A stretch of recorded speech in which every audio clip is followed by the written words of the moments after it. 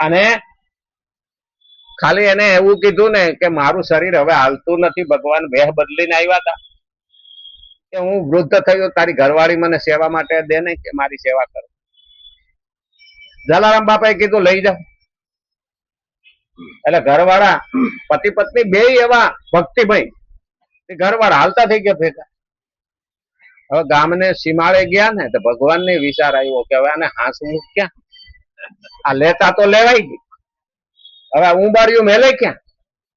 હા, એટલે ભગવાને શું સાધુના રૂપમાં હતા, વૃદ્ધના રૂપમાં હતા, એટલે જોડી અને ચીપિયો દીધા.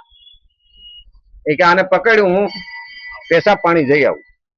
એટલે જોડીને ચીપિયો પકડીને ઉભા રહ્યા. ભગવાન અલોપ થઈ ગયા, અંતર ધ્યાન થઈ ગયા. આજ સુધી ઉભા રહ્યા પણ ભગવાન આવ્યા નહીં. પાછા ગામમાં આવ્યા. જલારામ બાપાને કીધું કે આવું થયું, મારો પ્રભુ કે પરીક્ષા લેવા આવ્યો તો પણ ખુદ ભરાઈ ગયો, પછી કરે હું. ભગવાન ભરાઈ જાય, ઘણા ભક્તની પરીક્ષા લેવા જાય ને. હજી આપણે જલારામ બાપાના વીરપુર જઈએ ને તો જોડીને ચીપિયો છે. આ તાકાત છે ભક્તની કે ભગવાનને પણ ભાગવું ભારે થઈ પડે, કારણ કે આપી દે, અર્પણ કરી દે. અને આપણે ત્યાગ કરી જ ન શકતા.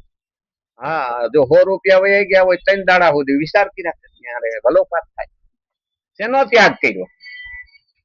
અને એટલે કીધું નિત્ય છે, ત્યાગ નિત્ય છે. નિષ્કામ થવામાં કઠિનતા કેવી?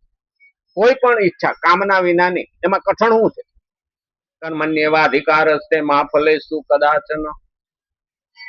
પણ એની કીધું છે ને સ્વકર્મણ્ય તમ વ્યર્થ સિદ્ધિ વિંદતી માનવ.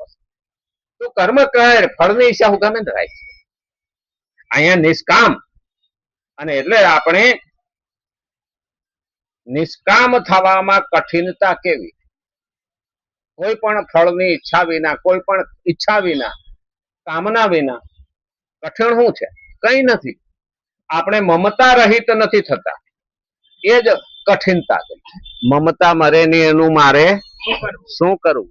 મમતા એટલે અંદરનો મોહ, આ મરે નહીં. આ કઠિનતા છે. જો આપણે નિર્મમ થઈ જઈએ ને તો નિષ્કામ બનવાની શક્તિ આવી જાય. અંદરનો મોહ જતો રહીએ ને, મમતા જતી રહીએ તો ખરેખર એ શક્તિ આવી જાય ઈચ્છાને છોડવાની. અને એટલે જ કીધું, જ્યારે નિર્મમતા, નિષ્કામતા અને અસંગતા આવી જાય છે ત્યારે નિર્વિકારતા, શાંતિ અને સ્વાધીનતા આપમેળે આવી. અહીંયા પહેલું કીધું, જ્યારે નિર્મમતા, નિષ્કામતા, અંદરથી મમતા વહી ગઈ તો શું આવ્યું? નિર્મમતા ગઈ, આવી તો નિષ્કામતા, એટલે કોઈ પણ ઈચ્છા રહી નહીં, કોઈ કામના રહી નહીં. અને નિષ્કામતા આવે ને તો અસંગતા આવે, એટલે એનો સંગ રહેતો નથી. અસંગતા આવે, અને અસંગતા આવી જાય ત્યારે નિર્વિકારતા આવે, એટલે કોઈ જાતનો અંદર વિકાર રહેતો નથી.